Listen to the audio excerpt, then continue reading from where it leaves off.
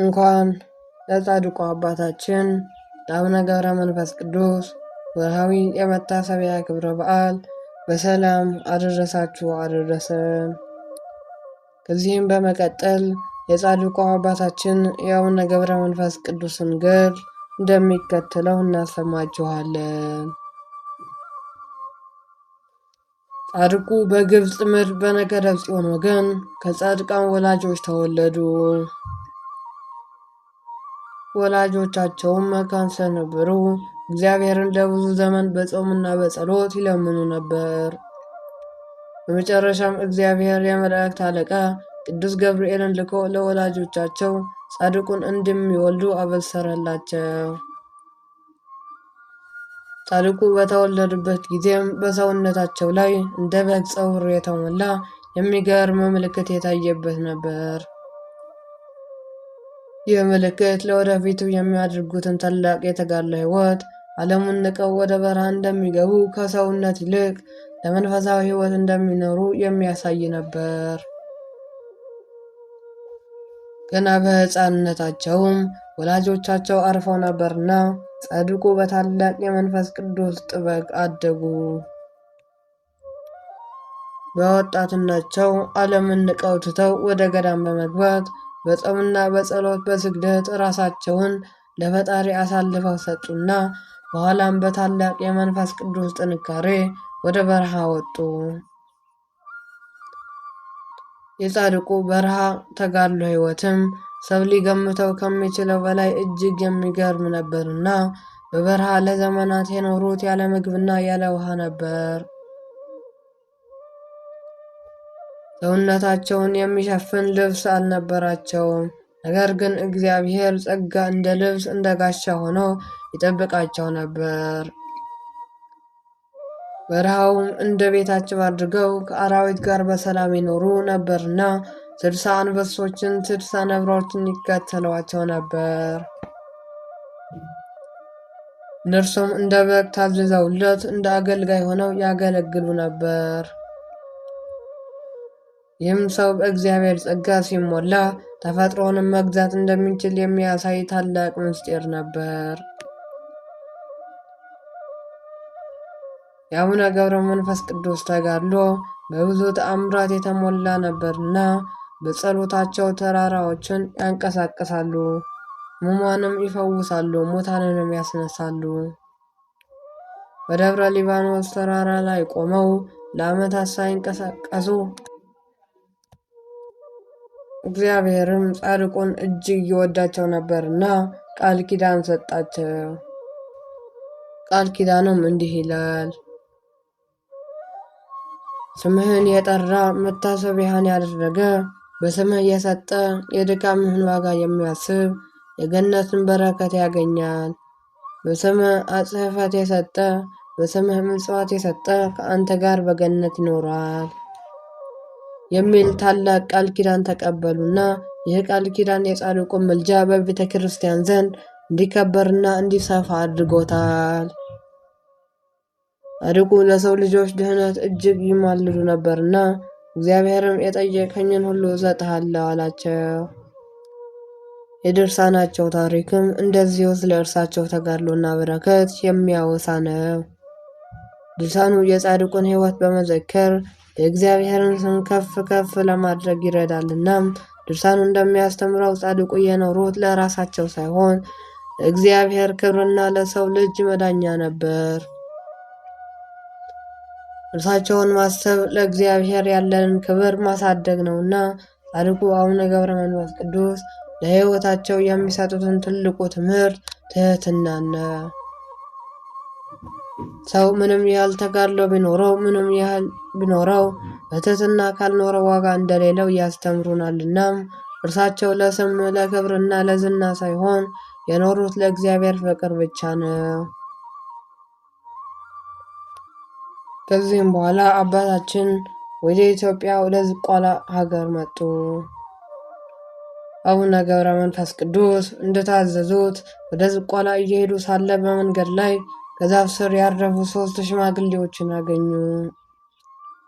አባታችንም ባዩአቸው ጊዜ ለመሰወር ቢያስሙ ሽማግሌዎች ግን ይመጡ ዘንድ ጠሯቸውና እግዚአብሔር ዙፋን ተማጽነውና ሦስትነታቸውንም በጀርባ አዝለህ አንዳንድ ምዕራፍ ሸኘን አሏቸው።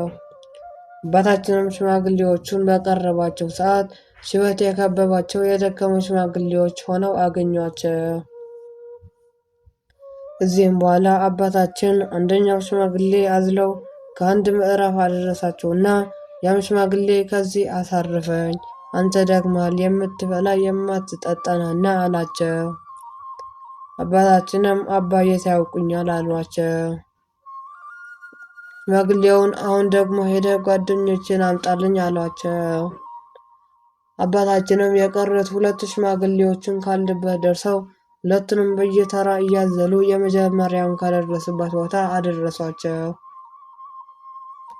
ከዚህም በኋላ እነዚያን ሽማግሌዎች አባቶቼ ሆይ ከየት ነው የመጣችሁት አሏቸው። ሦስቱም ሰዎች ተነስተው ቆሙና ለአባታችን በአንድነት በሦስትነት ተገለጡላቸው። አንድ ሲሆኑ ሦስት፣ ሦስት ሲሆኑ አንድ ሆኑ። ስሉስ ቅዱስ ለአብርሃም በመምሬ አድባር ስር በአንድነት በሦስትነት እንደተገለጡለት ሁሉ አሁንም ለአባታችን ለገብረ መንፈስ ቅዱስ በአንድነት በሦስትነት ተገለጠላቸው። በጀርባቸውም አዘሏቸው። የእግዚአብሔርንም ክብር ስላዩ አባታችንን ፊታቸውን እንደ ፀሐይ አበራ። ቅዱሳን መላእክትም ወርደው እንደ ሻሽ ተነጥፈው ሲያመሰግኑ ሰማይና ምድር ተነዋወጡ። ተራሮቹን፣ ኮረብታዎች፣ አለቶች ተሰነጣጠቁና በዚያችም ጊዜ ታላቅ ፍርሃት ሆነ።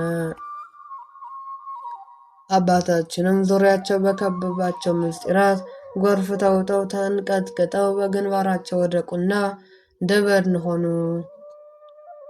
በራእይ ውስጥም ሆነው እነዚያ ሽማግሌዎች አባታችንን እስከ ሰባተኛው ሰማይ እንደደረሷቸው ተመለከቱና ከዚህም በኋላ ጌታችን ሐዋርያት እንደ ቅዱስ ጴጥሮስ እንደቀሰቀሳቸው አባታችንን ቀሰቀሳቸውና ወደ ዝቋላ ውረድ፣ 100 ዓመት ሙሉ አጥንትህን ሥጋህን እየነደፉ የተዋጉህን አጋንንት ታጠፋቸው ዘንድ ነው እኔ እንደወሰድኩ ባለማወቃቸው በትንቢት ላይ ናቸውና በባሕር ውስጥ አለና ትዕቢትም አላቸው ይሉሃል። ሰባቱ ሊቃነ መላእክት ይሮዳልና መባረክትም በፊት በኋላ ይከተለዋል አላቸው። ያን ጊዜም አባታችን በመብረቅ ላይ ሆነው እነዚህ አጋንንት ወዳሉበት ወረዱና አጋንንቱም ደመናት ከበቧቸውና መላእክትም በእሳት ሰይፍ መተሯቸው። በመብረቅ አጨዷቸውና አመድ ሆነው በንፋስ በተኗቸው። እነዚያም አጋንንት ቁጥራቸው 70,000 እልፍ ከ1,000 ነበር። ሁሉም በአንድ ጊዜ አልቀዋልና ከእነርሱ ሸሽቶ ያመለጠም አልነበረም። ሰባቱ ሊቃነ መላእክትም ወደ ሰማይ አረጉ። አባታችንም አንበሶችና ነብሮች፣ ድቦችና ዘንዶ ወዳሉበት ምድረ ከብድ ተመለሱና አባታችን ወደ ምድረ በዳ ከተመለሱ በኋላ መንፈስ ቅዱስ የጠራቸው 3 የቅዱሳን ሁሉ በየአንበሶቻቸው ላይ ተቀምጠው ወደ ምድረ ከብድ መጡ። እነዚህም ቅዱሳን የዋልድባው አቡነ ሳሙኤል፣ ያዘለው አቡነ አንበስ እና ከላዕላይ ግብፅ ተነስቶ የመጣው አቡነ ብንያም ናቸው። ነገር ግን አባታችን እነዚህን ቅዱሳን ስለሰወሯቸው ቅዱሳን እስከ 7 ቀን ድረስ በምህላ ሰነበቱና የአባታችን የሚያስፈሩ አንበሶች ወጥተው የቅዱሳኑን አንበሶቻቸውን ገድለው ደማቸውን አፍስሰው ስጋቸውን በሉና 3ቱም ቅዱሳን በዚህ ፈጽመው ደንግጠው ሳለ አባታችን ገብረ መንፈስ ቅዱስ 8 ነብሮችንና 8 አንበሶችን አስከትለው ተገለጠላቸውና ሰላም ለእናንተ ይሁን፣ የእግዚአብሔር ቅዱሳን አትፍሩ አላቸው። ቅዱሳኑም አባታችን ሆይ ጸሎትህ ቅድስት እንደሆነች ባወቅን ጊዜ በእግዚአብሔር ፈቃድ እንባረክ ዘንድ ወደ አንተ መጣን። ነገር ግን ባላገኘንህ ጊዜ እስከ 7 ቀን አለቀስን አሏቸው። ዳግመኛም የእርሱም አንበሶች መጥተው አንበሶቻችንን በሉብን አሏቸው። አባታችንም አንበሶቻቸውን እስከ ዕለተ ሞቴ ድረስ በእግሬ ከረገጥኩት ምድር በቀር እግዚአብሔር ያላዘዛችሁን ለምን ትበላላችሁ? አሁንም የበላችሁን ትፉ አሏቸው። እንደዚያም አንበሶች አፋቸውን ከፈቱና የበሉትን የአንበሶቹን ስጋቸውን አጥንታቸውን ከደም ጋር ተፉና በሆዳቸውም የቀረ የለም። አባታችንም ወዲያም ወደ ምስራቅ ዞረው እግዚአብሔር ካመሰገኑ በኋላ አቤቱ አልዓዛር ያስነሳኸው አንተ ነህና አሁንም እነዚህን አናብስት ከሞት አስነሳቸው፣ ለባሮችህም የድካማቸውን ማረፊያ የሆኑላቸው ዘንድ የሰጣቸውን አትከልክላቸው እያሉ ጸለዩ። አቡነ ገብረ መንፈስ ቅዱስ እንዲህ ብለው ጸሎታቸውን ከጨረሱ በኋላ የአንበሶቹን ስጋቸውን በመስቀል ምልክት ባርከው በጌታዬ በፈጣሪ በኢየሱስ ክርስቶስ ስም ኃይል ተነሱ አሏቸው። አንበሶችም እንደ ዓይን ጥቅሻ ፈጥነው ተነሱና እንደ ቀድሞው ሆኑ። ለአባታችንም እጅ ነስተውና ሰግደው የእሩን ትንቢያ ነሱና አባታችንም ወደ ጌቶቻቸው መለሰላቸው። እነዚያም ሦስቱ ቅዱሳን በአባታችን ላይ አድሮ በድንቅ ነገርን የሚሰራ እግዚአብሔርን አመሰገኑና የዋልድባው አቡነ ሳሙኤልን አባታችንን አባት ሆይ በዚህች ቀን ድንቅ ስራን አየ። አርአያ የእግዚአብሔርን መልአክ አርአያ ይመስላልና ቅድስና ፈጽሞ ነው። የጸሎት ኃይል ሙታንን ያስነሳል። የተበሉ አንበሶችና ከአንበሶች ሆድ አውጣ አሏቸውና ዳግመኛም አባታችን ስለ ቅዱሳኑ ምግብ ወደ እግዚአብሔር በጸለዩ ጊዜ መልአኩ ቅዱስ ፋኑኤል ከእግዚአብሔር ዘንድ ተልኮ በእጁ 3 ህብስትና 3 ጽዋ ይዞ መጣና አባታችንን ሦስቱን ቅዱሳን እግዚአብሔር የሰጣችሁን ይህንን ህብስትና ጽዋ ንሱ፣ ብሉ፣ ጠጡ አሏቸው። ቅዱሳኑም ስራቸውን እያለነቁ በልተው ጠጥተው ጠገቡና ማግስቱም አባታችን ቅዱሳኑን በሰላም ሂዱ ብለው መርቀው ሸኟቸውና የእግዚአብሔር ስራ እያደነቁ ወደ የበዓታቸው ተመልሰው ሄዱ። ከዚህም በኋላ ለአባታችን ጌታችን ተገልጦ ብዙ ምስጢራትን ከነገሯቸው በኋላ ወደ አረማውያን አገር ሄደው እንደማያስተምሩና የሚደርስባቸውን መከራ ጭምር ነገሯቸው። አባታችንም የክርስቶስን ፈጽመው ወደሚያውቁት አረብ አገር ሄዱትና የአረብ ንጉሥም ብዙ ሰራዊቱን አስከትሎ ብዙ ጣዖታትን አስይዞ ሲጓዝ አገኙት። በጣዖታቱ ውስጥ አድረው የነበሩት አጋንንትም አባታችንን ባዩ ጊዜ እጅግ ደንግጠው ወጥተው ሸሹና ጣዖታቱ ከምድር ላይ ወድቀው የተሰባበሩ። የአረብም ንጉሥ ከአንተ ጸጉር ልብሱ ምንድነው? ሰው ነህን? አላቸው። አባታችንም አዎ እኔ ሰው ነኝ፣ ያው የጌታዬ የኢየሱስ ክርስቶስ ባሪያ አሉት። ንጉሡም መልሶ በዚያ አይሁድ በሰቀሉት ታምናለህን? አላቸው። አባታችንም አዎንም እኔ በእርሱ አምናለሁ፣ አላፍርም። ስለ እኔ የተሰቀለውን በሰፊው ፊት አምነዋለሁ። ለእኔ ብቻ አይደለም ንጉሥ ሆይ ለአንተና ከአንተ ጋር ስላሉትንም ነው እንጂ በእርሱ እመኑ የዘላለምን ሕይወት ታገኙ ዘንድ አላችሁ አሉት። ንጉሡም ይህንን በሰማ ጊዜ በጣም ተቆጥተው ሰራዊትን ሁሉ ጠርተው በቶሎ እሳት እያነደዱ አዘዟቸው። የእቶን እሳቱንም ካነደዱ በኋላ በሉ ይህንን የኢየሱስ ክርስቶስ ባሪያ ነኝ የሚለውን ጸጉረ ለባሹን አንስታችሁ ከእሳቱ ውስጥ ጨምሩት አላቸው። አባታችንም ንጉሥና መኳንንቱ ሰራዊቱ እያዩአቸው ከእቶን እሳቱ ውስጥ ገቡና ነገር ግን እሳቱ እንደ ወንዝ ውሃ ሆነ። የንጉሥም ሰራዊት ይህንን ከተመለከተ በኋላ ግማሾቹ በዚህ ሰው አምላክ አምነናል አሉና ንጉሥም አዛዦችን በማዘዝ አምነናል ያሉ ሰዎች ራሳቸውን በሰይፍ አስቆረጣቸው። ቁጥራቸውም 40,000 ነበርና ንጉሥም ሰይፉን መዝዞ የአባታችንን ራስ ሊቆርጥ ተወርውረው ወደ አባታችን ሲሄድ ወዲያውኑ ጽኑ የመብረቅ ነጎድጓድ እና ንውጽውጽታ ሆነ።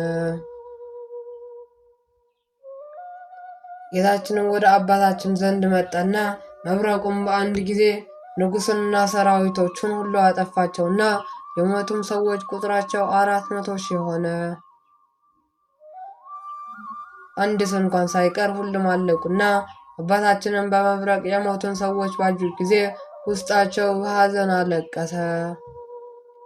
ነፍሶቻቸውን የጽልመት መላእክት ወደ ገሃነመ እሳት ሲያወርዷቸው ተመልክተዋልና። በዚህም ጊዜ አባታችን ጌታችንን እነዚያን ሰዎች ማርልኝ አሉት። ዳግመኛው ሰው ስህተት ነውና አንተ ግን መሐሪ ይቅር ባይ ነህና በእኔ ምክንያት በእነዚህ ሰዎች አትፍረድባቸው እያሉ በለመኑ ጊዜ ጌታችን ተሰወረባቸውና ወደ ሰማይ አረገ።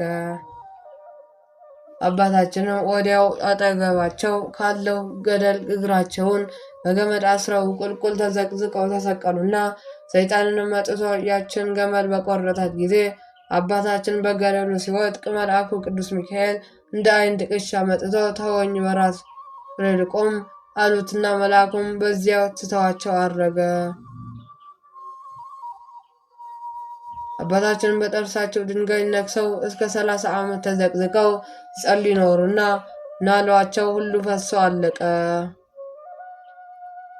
እንጀታቸውን ፈሰሰና እንደ እንጨትም ቅርፊት ሆኑ። ከ30 ዓመትም በኋላ ጌታችን 7ቱ ሊቃነ መላእክትና እናቱን ቅድስት ድንግል ማርያም አስከትሎ ወደ አባታችን መጣና 3 ጊዜ በስማቸው ጠርቶ እነዚያን ከሃዲዎች ምሬልሃለሁ አላቸው። አባታችንም ነክሰውት የነበረውን ድንጋይ በጣሉት ጊዜ ጥርሶቻቸው አብረው ተነቅለው ወደቁና ጌታችንም በኩበራቸው እጃቸውን ቢሰዷቸው ሰውነታቸውም ታደሰላቸውና አባታችንም ጌታችንን ምሬልሃለሁ ካልከኝና ከማርክልኝ ነፍሳቸውን ከስጋቸው ጋር አዋህድልኝ አሉ። ጌታችንም አባታችንን እንዳልክ እንደወደድክ ይሆንልህ፣ ሙታንን ልታስነሳ ስልጣን የሰጠው አይደለምን? አሁን ወደ ሞቱ ሰዎች ሂድና አማትብባቸው አላቸውና ወደ ሰማይ አረገ። ያን ጊዜም አባታችን ወደ ሞቱ ሰዎች ሄደው ባላያቸው ላይ ከጸለዩ በኋላ ከእናንተ ሁላችሁ በጌታዬ በፈጣሪ በኢየሱስ ክርስቶስ ኃይል ተነሱ ይላቸው። ሙታንም ወዲያው አፈፍ ብለው ተነስተው አባታችን ፊት ቆሙና አባታችንም ሃይማኖቱን አስተምረው አጥምቀው በክርስቲያን አስደረጓቸው። ከዚህም በኋላ አባታችን ከእነርሱ ተለይተው በመብረቅ ተጭነው ወደ ምድረ ከብድ ተመለሱ። ዳግመኛም አባታችን እነዚያን ሰዎች ይጎበኟቸው ዘንድ ወደ አረብ ሀገር ሄዱ። እነዚያ ከሞት አስነስተው ክርስቲያን ያደረጓቸው ሰዎችም ሃይማኖታቸውን፣ ጥምቀታቸውን አጽንተው ቤተ ክርስቲያን ሰርተው በጽድቅ ሕይወት እየኖሩ የእግዚአብሔር አገልጋዮች ሆነው አምላከ ገብረ መንፈስ ቅዱስ እያሉ ሲያመሰግኑ ተመለከቷቸው። አባታችንም ይህንን አይተው ስለ ሰዎቹ መዳን ደስ ተሰኝተው ተመልሰው ወደ ምድረ ከብድ መጡና ነገር ግን አባታችን ሄደው እንደ ጎበኟቸው ሰዎቹ አላወቁም ነበርና እነዚያም ክርስቲያኖች እስከ ዛሬ ድረስም እዚያው ይገኛሉ። አባታችንም በስተመጨረሻ የጌታ መከራ ከመርስ ሊምርላቸው ተስፋቸውን ተቀብለው በዕለተ እሑድ አርፈዋልና መላእክት በአክናፈ እሳት ኢየሩሳሌም ወስደው በየዋነ ምስማቅ ቀብረዋቸዋል። የአቡነ ገብረ መንፈስ ቅዱስ ረድኤት በረከታቸው ይደርብንና በጸሎታቸውን ይማረን፣ አሜን። ወስብሐት ለእግዚአብሔር ወለወላዲቱ ድንግል ወለመስቀሉ ክቡር። ይቆየን።